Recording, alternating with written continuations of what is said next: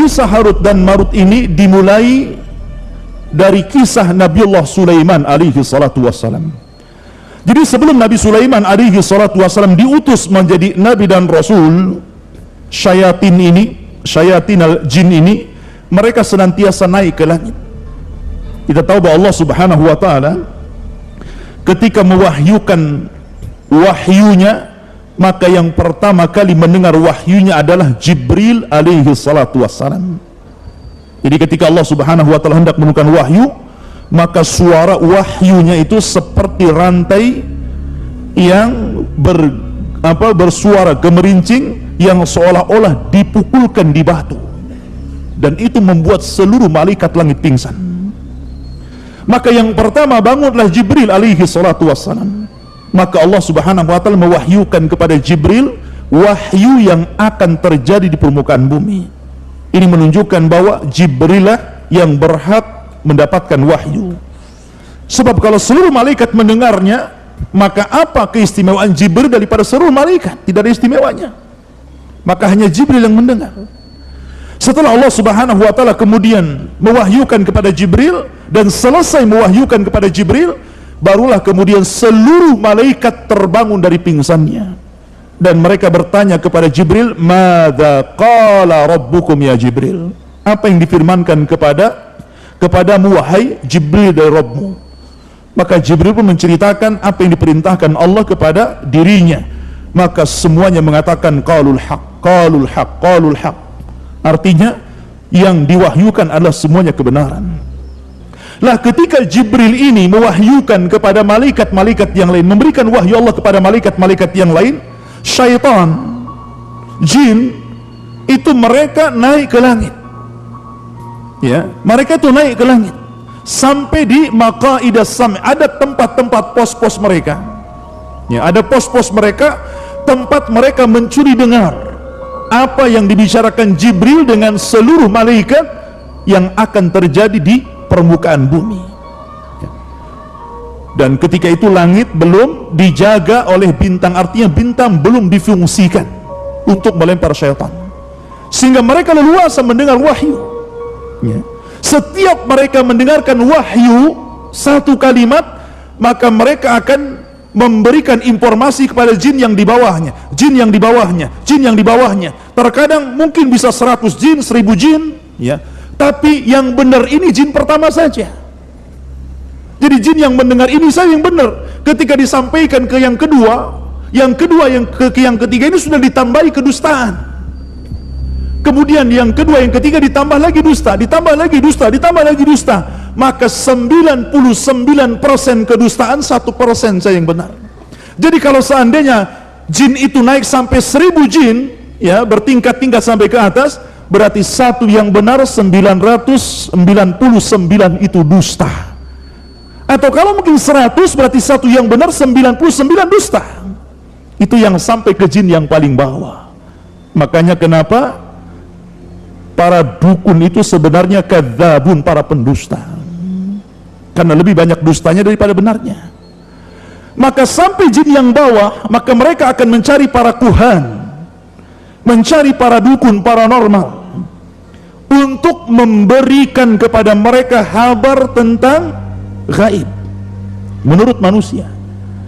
Kemudian mereka akan barter informasi, di mana jin akan memberikan informasi kepada dukun, dan dukun akan memberikan kekufurannya kepada jin, penyembahannya kepada jin.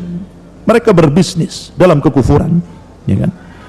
Akhirnya ketika Nabiullah Sulaiman alaihi salatu wassalam Allah angkat menjadi nabi dan rasul, ingat ikhwan, dari seluruh keturunan Yakub atau Bani Israel, Yakub itu Israel, maka seluruh keturunannya adalah Bani Israel. Yakub itu memiliki 12 anak, 12 putra, salah satunya Yusuf dan Binyamin.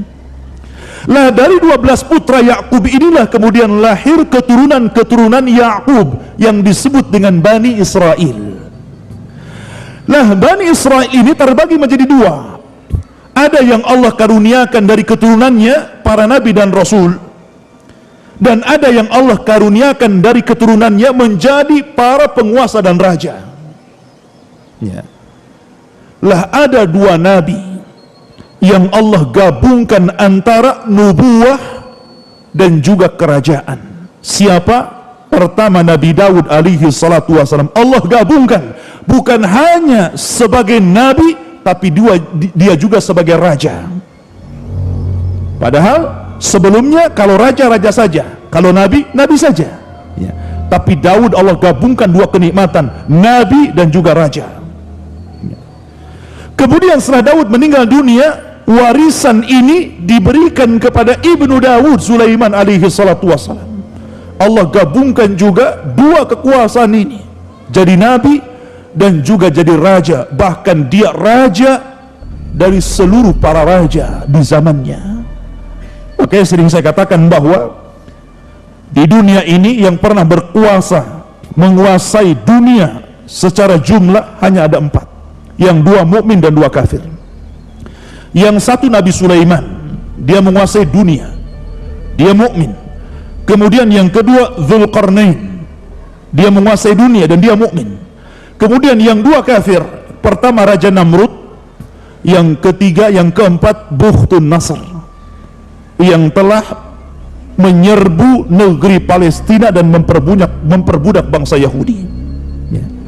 Ada yang mengatakan, ikhwatu fiddin yang dimuliakan Allah Azza wa Jalla, jadi ketika Sulaiman ini Allah berikan mukjizat bahwa dia diberikan seluruh kekuasaan yang ada di alam semesta, maksud di alam bumi ini, dia bisa menaklukkan seluruh binatang, dia bisa menaklukkan manusia dan juga jin, semua tunduk kepada Sulaiman.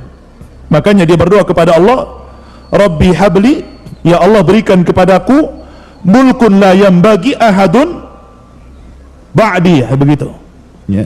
Jadi ya Allah berikan kepadaku satu kerajaan yang kerajaan ini tidak bisa dimiliki siapapun setelahku, karena dia bisa menguasai semuanya ya kan?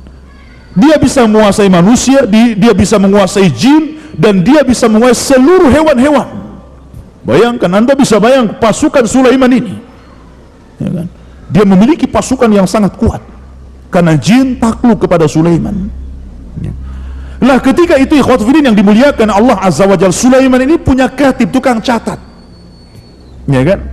Setiap dan tukang catatnya Sulaiman, sekretarisnya Sulaiman ini menulis segala sesuatu yang diperintahkan Sulaiman, yang dirahasiakan Sulaiman, baik tentang nama-nama Allah yang azam, baik tentang rahasia jin, baik tentang rahasia binatang ataupun manusia. Dan yang tahu hanya Sulaiman dan tukang catatnya ini. Setelah Sulaiman alaihi salatu wassalam, Allah takdirkan mendekati kematiannya. Maka kemudian Sulaiman akhirnya menyimpan catatan sekretarisnya itu di bawah singgasananya, di sebuah kotak, dan diletakkan di bawah kursinya. Dan ketika itu Sulaiman alaihi salatu wassalam sempat mengatakan kepada seluruh jin dan manusia, man iqtaraba fi hadas sunduq minal jin sayastarih, barang siapa yang mendekati kotak yang berisi tulisan-tulisan yang berharga ini, kalau dia dari kalangan jin maka dia terbakar ya kan. Akan tetapi man iqtaraba minal insi bi kalimatin yaz'am fiha anna ahadan ghairallah ya ya'riful ghaiba fasa'aqtuluhu, tapi barang siapa yang kemudian didekati oleh manusia, kemudian setelah dia membaca di antara kalimat-kalimat yang tercatat itu, kemudian dia mengaku mengetahui yang gaib, maka saya akan bunuh dia. Akhirnya tidak ada yang mendekati dari kalangan jin ataupun manusia akan kotak itu. Maka ketika Sulaiman meninggal dunia dan tidak ada yang tahu meninggalnya, bagaimana tidak ikhwatu fiddin?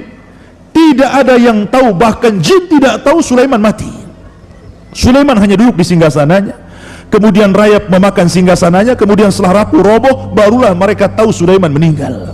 Artinya di sini bahwa kalau memang jin adalah rujukan para dukun, paranormal, dan mereka mengaku sesuatu yang gaib padahal tidak ada yang mengetahui kecuali Allah Azza wa Jalla, jin saja tidak tahu yang gaib padahal rujukannya. Jin tidak tahu kematian Sulaiman. Sulaiman sudah mati, jin tidak tahu. Macam mana kemudian Para dukun mengetahui hal-hal yang gaib sementara rujukannya tidak tahu yang gaib. Ma'asyiral muslimin rahimani wa maka setelah Sulaiman meninggal dunia, kemudian generasi yang mentauhidkan Allah Azza wa Jalla sudah mulai punah. Datanglah generasi berikutnya yang mereka sudah terpengaruh akidahnya. Akhirnya kemudian syaitan datang kepada kaum Babil, kaumnya Sulaiman alaihi salatu wasallam, menjelma menjadi seorang manusia yang sangat saleh. Ketika itu di Babil ini ada seseorang yang bernama Harut dan Marut. Karena solehnya sehingga seolah-olah dia malaikat. Makanya Allah Subhanahu wa taala mengatakan, "Wa ma unzila 'alal malakaini bi Babil Harut wa Marut." Dan apa yang diturunkan kepada dua malaikat di Babil, yakni Harut dan Marut. Artinya Harut dan Marut itu bukan malaikat, tapi seolah-olah malaikat karena dia saleh. Ada juga ahli tafsir mengatakan bahwa dia adalah syaitan. Harut dan Marut ini syaitan, berpura-pura menjadi malaikat, sehingga dikatakan dua malaikat. Walaupun pendapat yang rajih, yang masyhur, yang mendekati kepada kebenaran, wallahu alam, bahwa Harut dan Marut adalah minal bashar. Dia adalah manusia sama dengan kita. Karena kesolehannya orang menganggap apa? Dia malaikat. Akhirnya kemudian syaitan ini mendatangi Harut dan Marut. Kemudian syaitan mengatakan kepada Harut dan Marut, kata syaitan kepada Harut dan Marut, mengatakan, "Aturiduna, maukah kalian an adullakum ala mulkin la yanfad?" Maukah kalian berdua aku tunjukkan kepada sebuah kerajaan sebagaimana engkau melihat bagaimana Sulaiman bisa menaklukkan semua yang ada di bumi ini, baik jinnya, binatangnya, manusianya, maka aku pun akan menunjukkan kepada apa yang dimiliki Sulaiman. Maka akhirnya Harut dan Marut ini diuji oleh Allah Azza wa Jalla. Akhirnya nurut kepada syaitan ini. Kemudian kata syaitan ini, bongkarlah di bawah kursi ini ada sunduk, ada kotak. Di situ ada buku yang mempelajari tentang ilmu-ilmu yang dipelajari Sulaiman. Maka kemudian Harut dan Marut mengatakan, "Kenapa engkau tidak ambil saja buku itu dan kau pelajari sendiri?" Syaitan ketakutan. Kenapa? Karena janji Sulaiman mengatakan, barang siapa yang mendekati sunduk ini dan dia adalah jin dan syaitan, maka terbakar dia. Gak berani, ya kan? Gak berani dia. Akhirnya menyuruh Harut dan Marut menggalinya. Dan setelah dibongkar kursinya, ternyata dia mendapatkan satu kotak dan berisi catatan ilmu Sulaiman tentang sihir, menaklukkan jin, menaklukkan binatang, dan begitu seterusnya.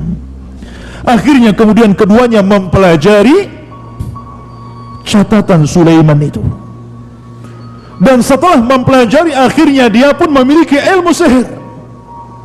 Dan dikenal oleh orang-orang, kalau antum ingin belajar sihir, datanglah kepada Harut dan Marut.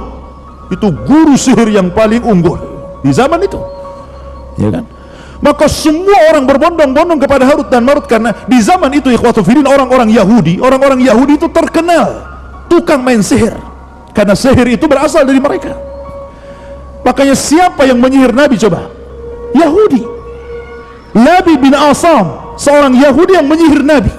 Nabi disihir, diambil sisirnya Nabi, mishtadan, dan rambutnya Nabi serta sisir yang biasa bersisir Nabi diambil oleh Nabi bin Asam, kemudian dijadikan buhul untuk menyihir Nabi, dan berhasil, ya kan?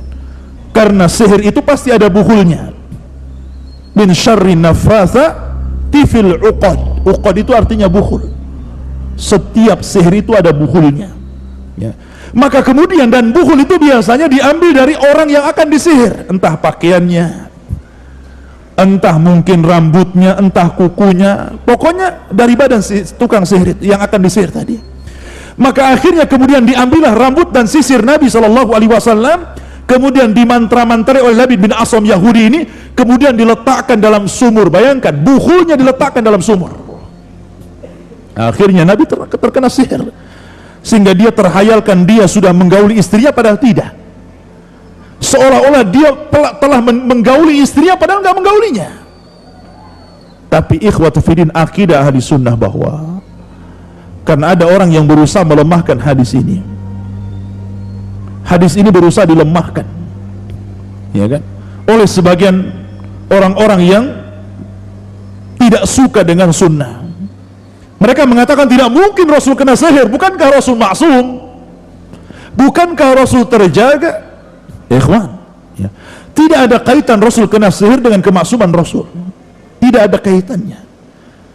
Justru sebenarnya ini menguatkan bahwa Nabi kita Muhammad sallallahu alaihi wasallam itu abduhu wa rasuluhu. Dia adalah hamba, makan seperti kita, minum seperti kita, tidur seperti kita, dan terkena sihir seperti kita terkena sihir. Ya. Tidak ada kaitan antara maksum dengan sihir.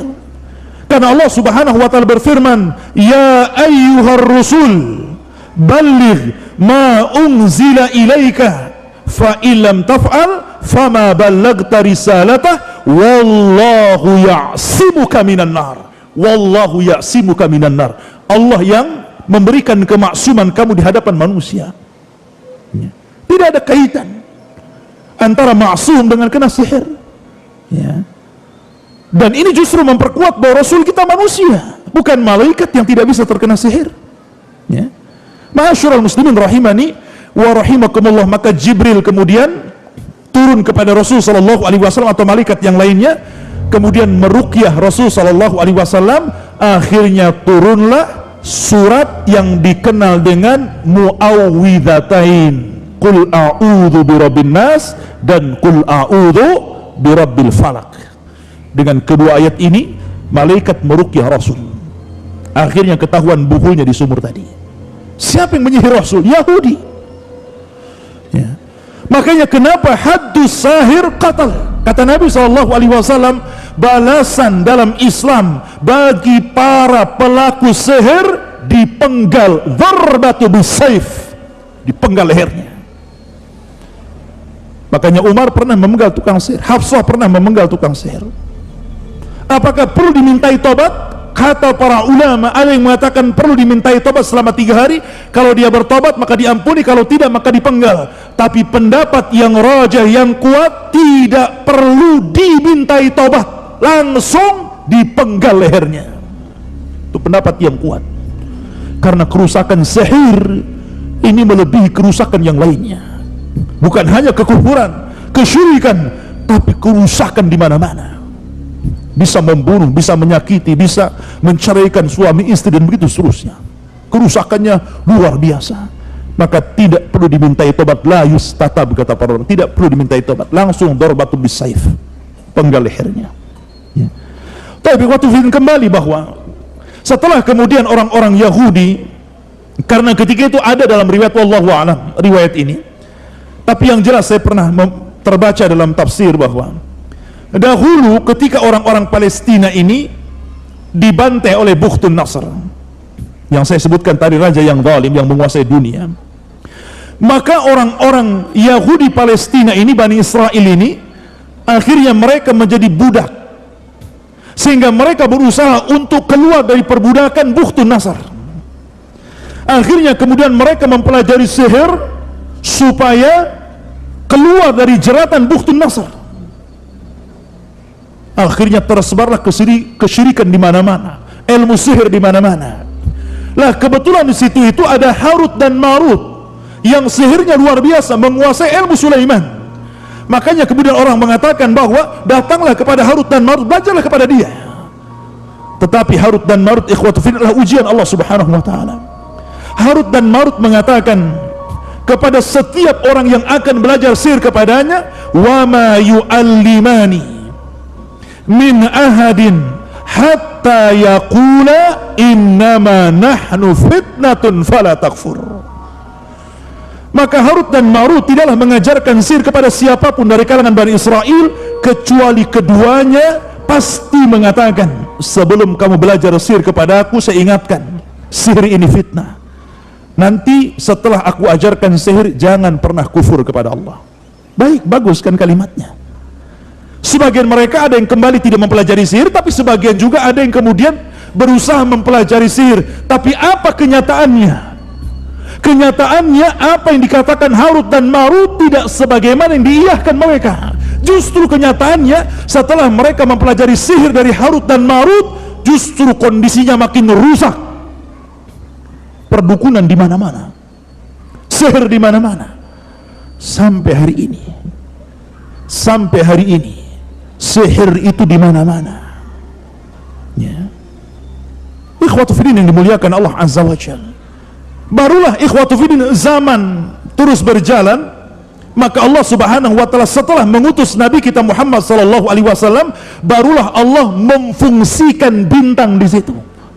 Bayangkan zaman Nabi Sulaiman sampai ke zaman Rasul itu ribuan tahun, ikhwan. Bukan puluhan tahun, bukan ratusan tahun, ribuan tahun.